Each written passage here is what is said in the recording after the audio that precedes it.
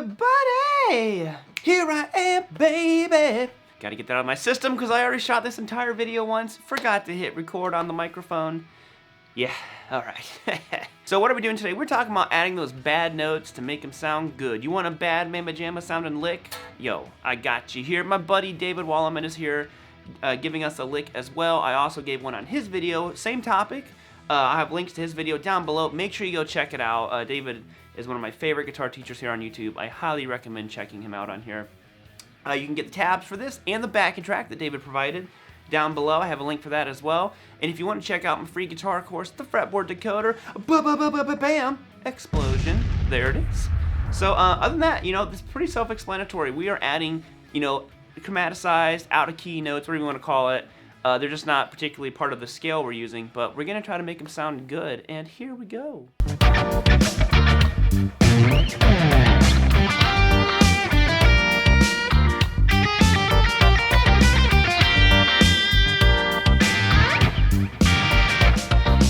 All right, let the digging be dug. So here we are. We have the first lick here. I'm gonna play it slow for you. It goes like this.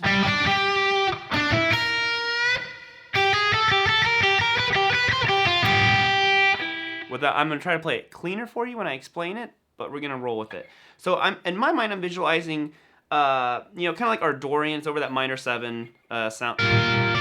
So, but what I'm doing here is I'm basically just playing a G5 chord. So I'm going to go 5 on the D, then I go to 7 on the G, then I go to 8 on the B. Okay? Then I go to this one, which is still kind of like box 2 over pentatonic, if you want to view it that way. 7 on the G, 5 on the B, and 6 on the highest of all the E's. So now what I do when I get to that 6 on the high E string, I bend it up to 7. I might have said 7 before. I meant 6. And I bend it up a half step. Basically, that's taking it from our minor third up to our major third. So we have. Now here we have this little chromatic walk up, but I'm basically pedaling off of the G note each time, so it's kind of like constantly resolving, is the way I look at it.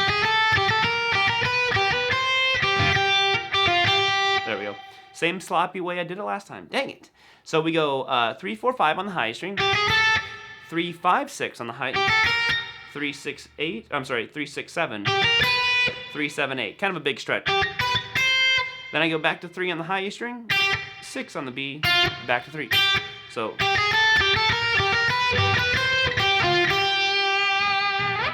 and there you have that one. You know, it's pretty simple, straightforward. So much of it is that groove and swing. That's a very key factor into stuff like this.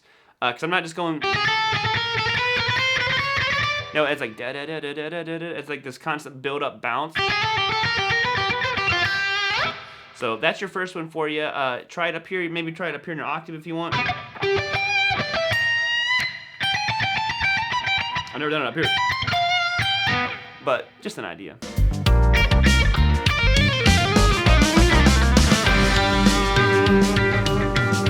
So numero uno tuo is this one.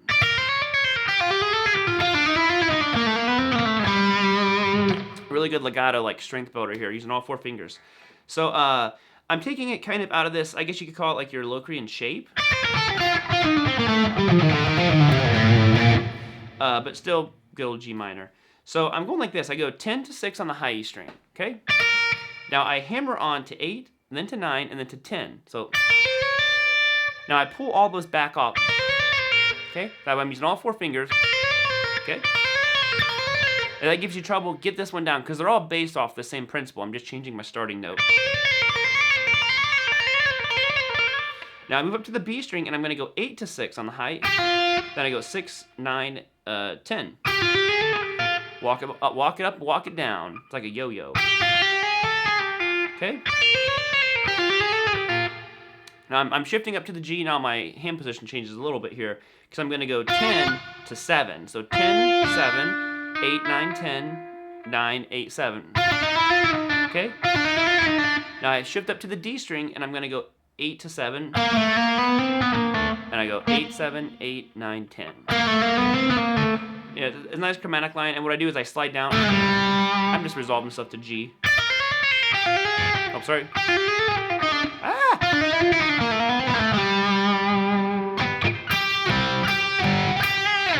So there is that lick for you. Again, move it up in your octave if you want to, but that's a really good one if you're wanting something that works on all 4 fingers, but still, to me, has like a musical quality to it. I like that one a lot.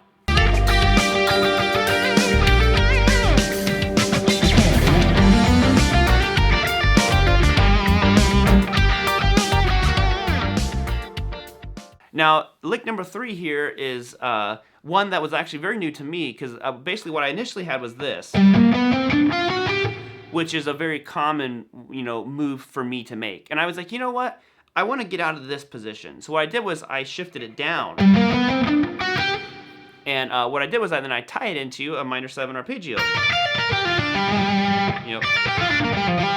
Right here. So basically it starts out, I'm kind of viewing a box 5 pentatonic. I go 15, then 13, 14, 15 on the A string. Now, like I said, I shift down to 12. Then I go 10, 11, 12. The reason I shifted down like that is because I wanted to give myself a new area to think. Sometimes if I'm stuck, kind of doing the same thing all the time, I'll just be like, well, what happens if I shift this way instead of what I'm like instinctually trying to do?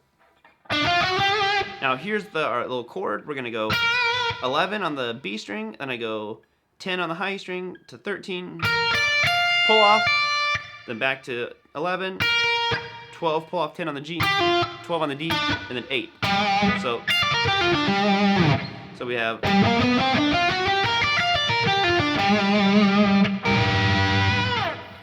And there's that lick, real nice and.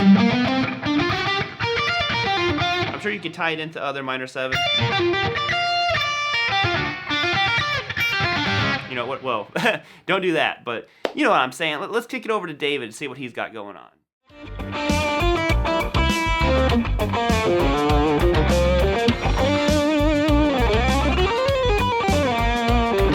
That was it. I just wanted to play it in context. First, hi. My name is David Walliman, and thank you for inviting me, Robert, to this collection of wrong note licks. Love these, and this is my lick. So this is also in G minor pentatonic. We're gonna consider the second position of that minor pentatonic in G, in that zone of the fretboard. And there are 2 things going on here. The first one is to just take that second position of G minor pentatonic. So from the low E string to the high E string, we have frets 6, 8, 5, 8, 5, 8, 5, 7, 6, 8, 6, 8. And the first idea is to inject into that position, that scale, the missing notes. So we're filling in the blanks. So instead of having something like that, we have something like this. Just filling in all the blanks. And the second idea that I used in this lick is to actually take that concept and shift it a half step above, 1 fret higher. So instead of having 6, 8, 5, 8, we have 7, 9, 6, 9, 6, 9, and so forth. Same exact positioning, but 1 fret higher. So mixing those 2 components together creates that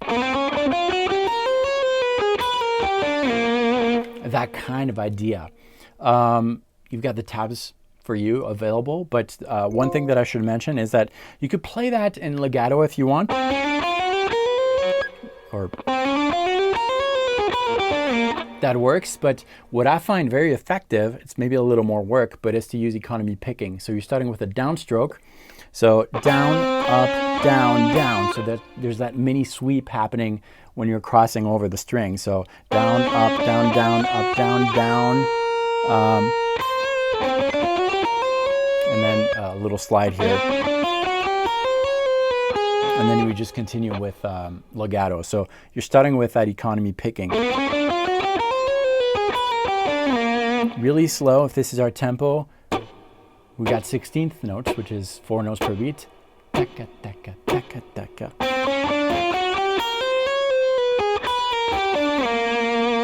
And the cool thing with that lick is that it works on high speed, or just pure 16th notes. So I doubled that here, 30 seconds, but you could play it in 16th.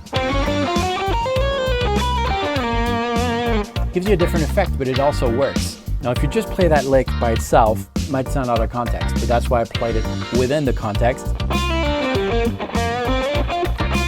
So you're improvising G minor pentatonic.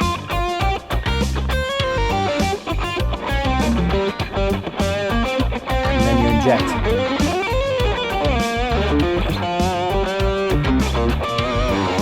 one of those injection type of licks to tweak the listener's ear a little bit, but that was my lick. Robert, back to you.